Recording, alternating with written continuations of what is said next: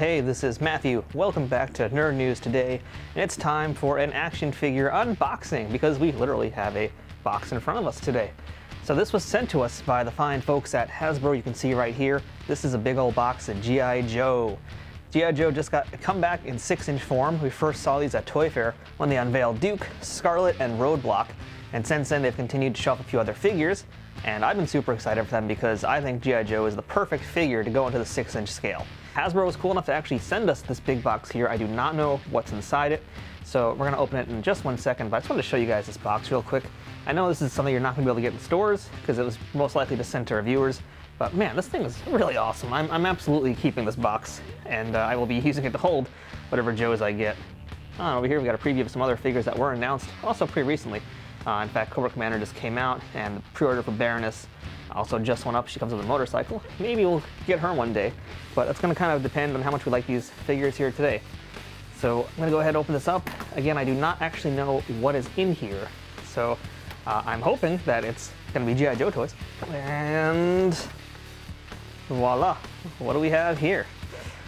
Oh man, this looks like it's, I think this box is going to be the entire first set of the G.I. Joe declassified figures, so oh boy. Let me take all these out. I think I'm about to freak out a little bit here. Oh man, we got Scarlett, we got Destro right over here. Oh man, who else is in here? Oh wow, look at Duke. That is really cool looking. Oh yes, yes, we have Snake Eyes. Oh man, this is good. And on the very bottom there, last but not least, Roadblock. Wow, check this out, guys. We've got all 5 figures of the first wave of G.I. Joe declassified. Here they all are in their packages, all the way down to Destro. So let's talk about this packaging here real quickly, because I want to just get these guys out of the box right away. So the interesting thing to note here is, the box art is not like the classic Joes. The box art here is definitely new. It's a giant window packaging on these guys, and each one of them has an illustration of the characters. And what I mean by that is each one is done by a different artist. Now, off the top of my head, I can't really tell you who did what.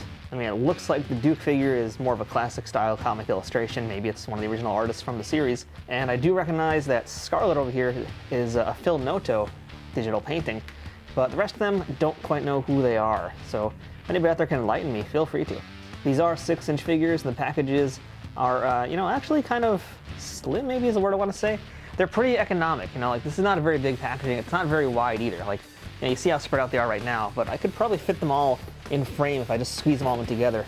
And yeah, I totally can. They're all right now in the same frame. So that means that they're fairly economical. And we should add now on the side, so take a look at the sides. You'll see here each one has like some kind of different icons, which is kind of like their different stats for, I guess you could say, what they do. And there are some of these stats that you'll see on multiple packaging, because you see here we've got these bullets, which are going on also Destro. Now, is there an explanation to what these symbols mean?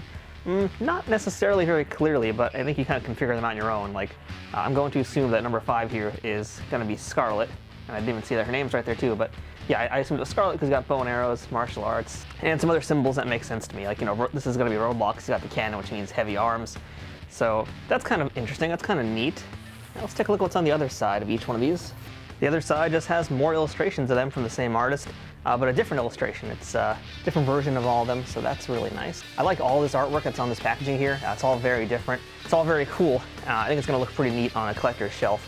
It is interesting to me the fact that they decided to go with individual pieces though, and not some kind of like interconnecting piece on the side of the box. That would have been kind of cool also to do, but I also like this. I like seeing the different artists' take on these characters, and again, it kind of reminds us that it is a modern take because we've got different artists doing their different modern versions of these characters. So let's take a look at the back of these boxes, or at least the back of one of these boxes, because I hate to break it to you guys, but they are all identical. So every single box here that you see as part of the G.I. Joe Declassified series has this pretty great illustration on the back. I actually think this is a really, really beautiful piece of work here. I would love to have that as a poster or framed on my wall, but there's a pretty big thing that's missing from the back of these G.I. Joe toys here, and that's the thing we all loved about the originals. There is no bio card at all on these figures. The fact that all we get is just this illustration here and not even like a look at who else is in the line, who else is coming soon, let alone getting that bio card that I just talked about, that's a bit of a disappointment to me.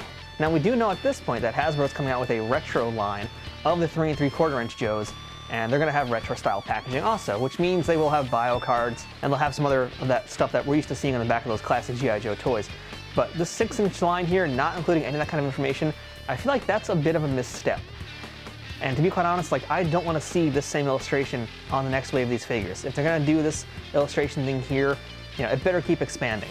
And with that said, we do have a look at a few other characters we didn't get here, which includes Gung Ho over here, the Baroness up there, and Cobra Commander, as well as a bunch of different Cobra troopers and a ton of vehicles. So fingers crossed that this is maybe a little hint that we'll get vehicles in the scale of these 6-inch figures, but don't hold your breath, especially with the fact that they're going all in on that 3 3/4-inch line. Chances are they're going to be pretty focused on pumping out vehicles for that, more so than these figures, because they are so much bigger and pricier to make. So that's your look at the packaging. Let's go ahead and get them all out of the boxes and take a look at them individually, because I don't want you guys to buy these toys without knowing what they look like, and knowing is half the battle. So our Joes are all armed up now, and man, now that they're all holding their weapons, I gotta say, these are amazing. These are nuts looking.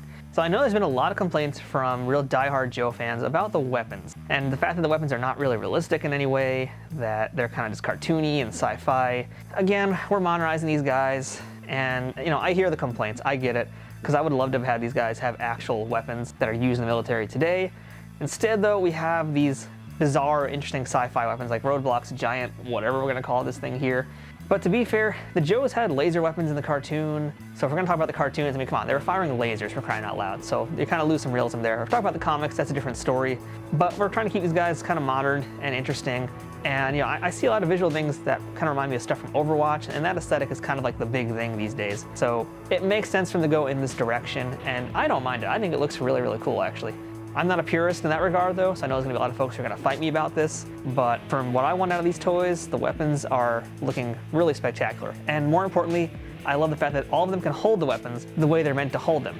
And what I mean by that is that they all have trigger fingers basically on all of their hands, so they can hold any of the guns, and their fingers, you can see here, do fit in perfectly into those spots. The weapons are also fairly interchangeable with each other. But more importantly, what you can really see here from all these guys, especially Roadblock and Duke in particular, is that they can hold the guns like they're meant to be held. And I'm pretty sure that if, you know, I did a little bit more posing with them, yeah, we can totally get them to actually hold the guns like they're aiming them, like they're in combat. So that's really, really amazing. You couldn't really do that as well with other Joe toys in the past, but with these ones here, you can get some very dynamic poses. It's now very clear what you can get with them.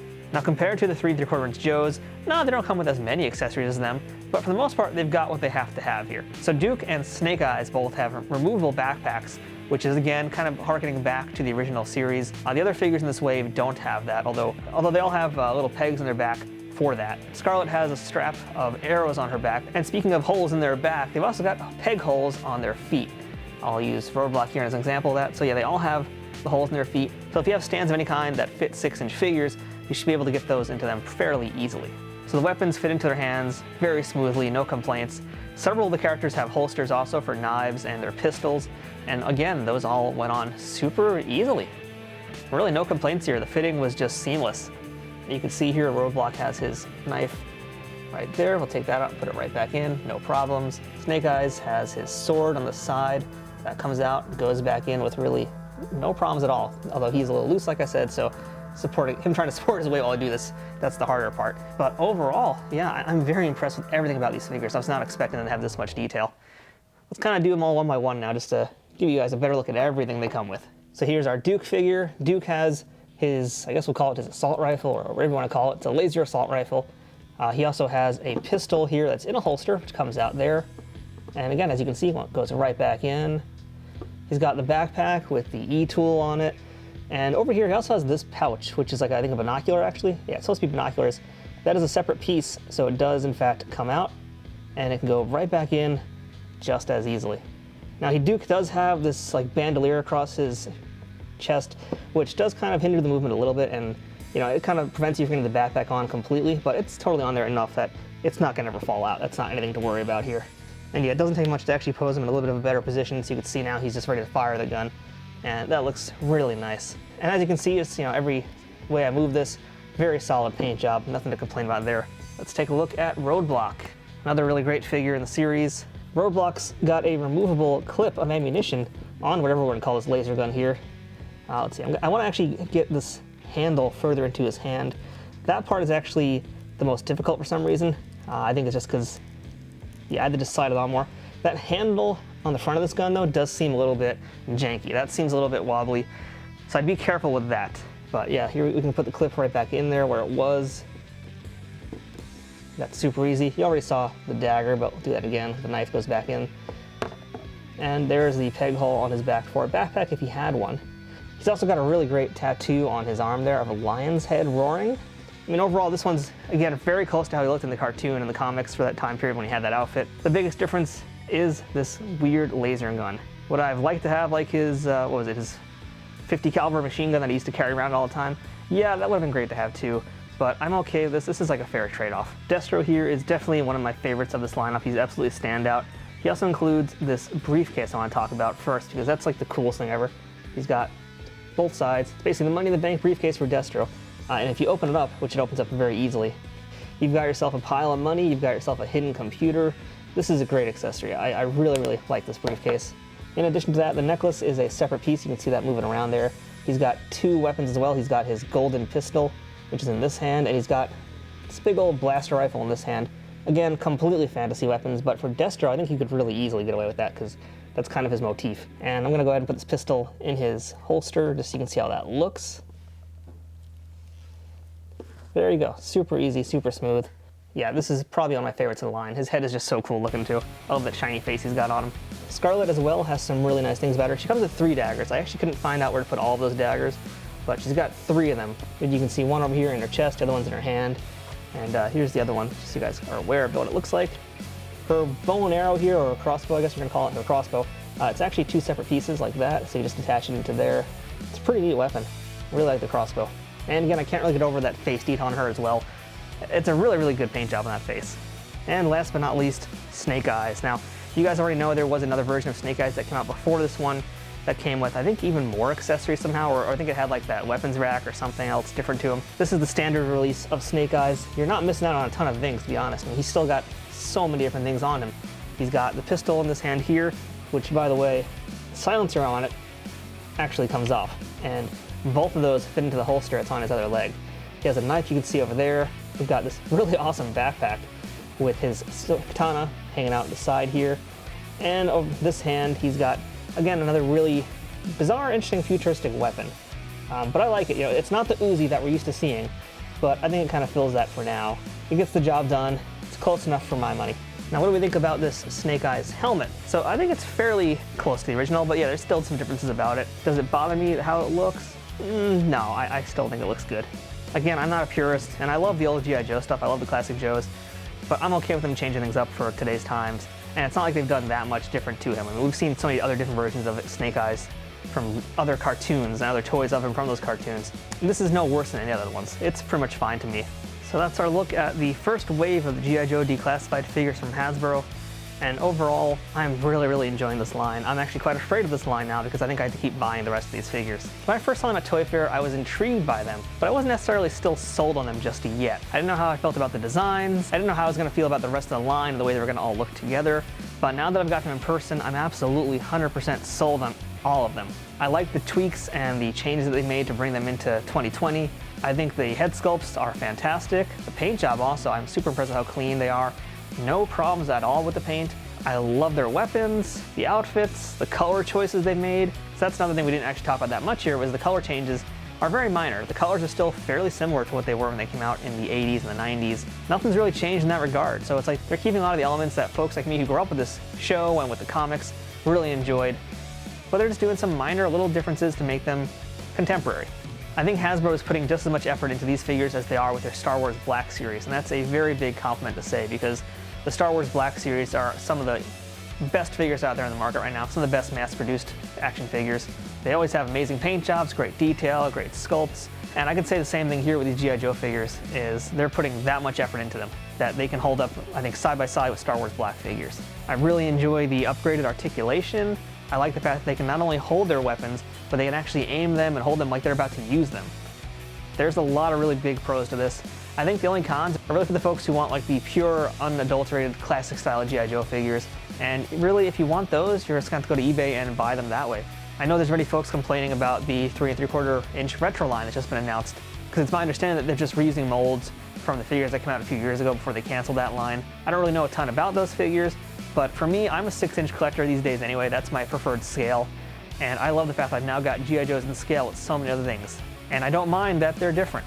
Different is good, and I think in this case, this is a very good type of different. I really like the way this line is shaping up as well. So yeah, don't be surprised if you see some more G.I. Joe Declassified reviews happening very soon here on the channel. I recommend you guys pick these up as soon as you can. They're out in stores right now. But if you want to get them from Amazon.com, you can use our Amazon affiliate links below, which helps support our website at no extra cost to you. If you're one of those fans who's stuck looking at the toys from the 80s and 90s and calling those the best ones and not liking them just based purely on the fact that they're not those, I'm sorry to tell you guys, this line isn't for you. But for folks like myself, this is kind of the style of figures that I've been hoping for with G.I. Joe. It's a very impressive start to this series, and I will definitely be buying the rest of these as they come out. Sorry, Wallet, it's gonna hurt for a few years. So I'm Matthew, this has been Nerd News Today. If you want to see those G.I. Joe Declassified reviews, once we start getting those other figures, as well as everything else we do here on the channel, please subscribe to us, and don't forget to give us a like. So until next time, I'm Matthew from Nerd News Today, and knowing is half the battle. Yo, Joe!